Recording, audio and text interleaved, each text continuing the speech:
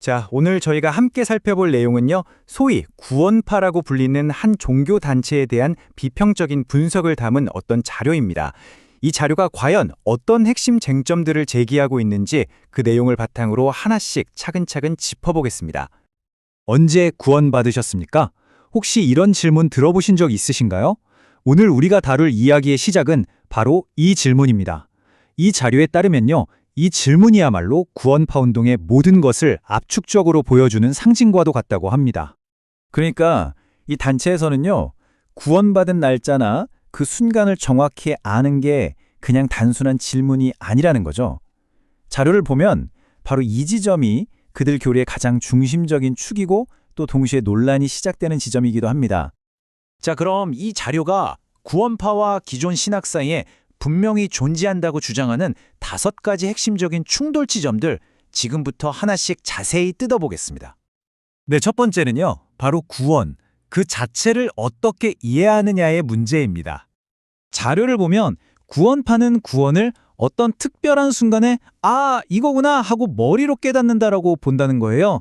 이 자료는 이런 관점이 마치 특별한 영적 지식을 얻어야만 구원받을 수 있다고 봤던 고대의 사상, 그러니까 영지주의와 좀 비슷하다고 지적합니다. 반면에 자료가 제시하는 전통적인 관점은 다르죠. 인간의 깨달음? 아니요. 오직 하나님의 은혜를 믿음으로 받아들이는 선물, 그게 바로 구원이라는 겁니다. 그리고 그 근거로 바로 이 성경 구절을 제시하는 거죠. 인간의 깨달음이 아니라 믿음과 은혜가 구원의 기초라는 걸 확실히 하려는 거예요. 자, 그럼 두 번째 쟁점으로 넘어가 볼까요? 바로 회개에 대한 이야기입니다. 이 자료에 따르면요, 구원파는 일단 한 번 구원받았으면 그 뒤로는 다시 회개할 필요가 없다고 가르친다고 해요.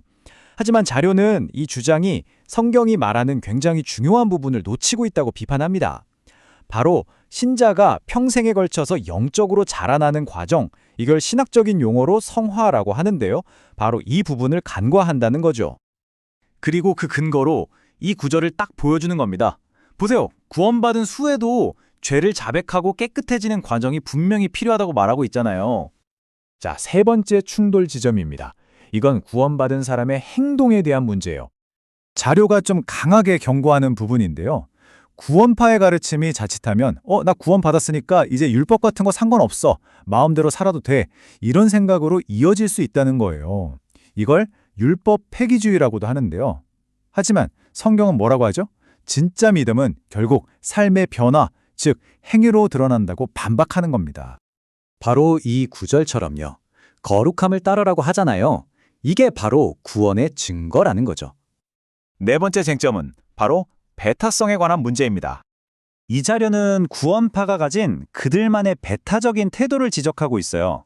이게 무슨 말이냐면 그들의 가르침을 듣다 보면 마치 구원의 조건이 예수님에 대한 믿음이 아니라 우리 단체에 속해야만 하는 것처럼 느껴지게 만든다는 거죠. 그래서 자료는 바로 이 구절을 제시합니다. 구원으로 가는 길은 특정 단체나 조직이 아니라 오직 예수 그리스도 한 분뿐이라는 점을 명확히 하면서 그 집단 중심적인 구원관을 비판하는 거죠. 자, 이제 이 자료가 지적하는 마지막 5번째 충돌 지점입니다. 자료의 입장은 이렇습니다. 물론 율법을 지켜서 구원받는 건 절대 아니죠. 하지만 구원파처럼 율법을 아예 무시해버리는 건 문제가 있다는 거예요. 왜냐하면 율법은 하나님의 성품을 보여주고 우리가 어떻게 살아야 할지 알려주는 중요한 도덕적 가이드 역할을 하거든요. 이 중요한 걸 놓친다는 거죠. 자, 지금까지는 이 자료가 어떤 문제점들을 제기하는지 5가지로 나눠서 살펴봤습니다. 그럼 이제부터는 이 자료가 제시하는 대안, 그러니까 새로운 신앙을 위한 단계는 무엇인지 한번 들여다보겠습니다. 자료가 제안하는 건 크게 3가지입니다.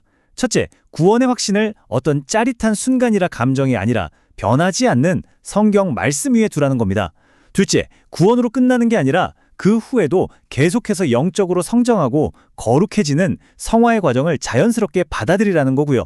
그리고 마지막으로 특정 사람이나 지도자에게 얽매이지 말고 그리스도 안에서 우리에게 주어진 진짜 영적인 자유를 되찾으라고 권고하고 있습니다. 아까부터 계속 성화라는 말이 나오죠.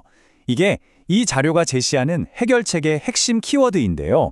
혹시 좀 생소하게 느끼실 분들을 위해 다시 한번 짚어드릴게요. 여기 나와 있듯이 성화는요, 구원받은 사람이 성령의 도움으로 평생에 걸쳐서 점점 더 거룩하게 또 예수님을 닮아가는 그 과정 전체를 말하는 겁니다. 자, 이제 이 분석의 마지막 부분입니다. 이 자료가 우리에게 던지는 최종적인 그리고 아주 강력한 경고 메시지입니다. 이야, 정말 인상적인 비유 아닌가요? 구원의 그 첫 순간에만 딱 머물러서 더는 자라지 않는 신앙. 이걸 영적 어린아이라고 표현하면서 거기서 멈추면 안 된다고 성숙한 신앙으로 나아가야 한다고 아주 강력하게 경고하고 있는 겁니다. 그리고 이 문장이 이 자료의 모든 주장을 한마디로 압축합니다.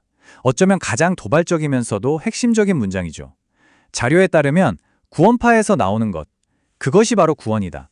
그러니까 그 단체에서 벗어나는 행동 그 자체가 진짜 구원을 향한 첫걸음이라는 아주 파격적인 결론을 내리고 있는 겁니다. 오늘 저희가 살펴본 내용은 특정 단체에 대한 한 자료의 비판적인 시각이었는데요. 이걸 보고 나니 이런 생각이 드네요. 과연 진정한 신앙의 본질은 뭘까? 우리가 말하는 영적인 자유란 또 어떤 의미일까? 그리고 건강한 신앙 공동체는 어떤 모습이어야 할까? 이런 근본적인 질문들을 우리 스스로에게 다시 한번 던져보게 되는 것 같습니다. 여러분의 생각은 어떠신가요?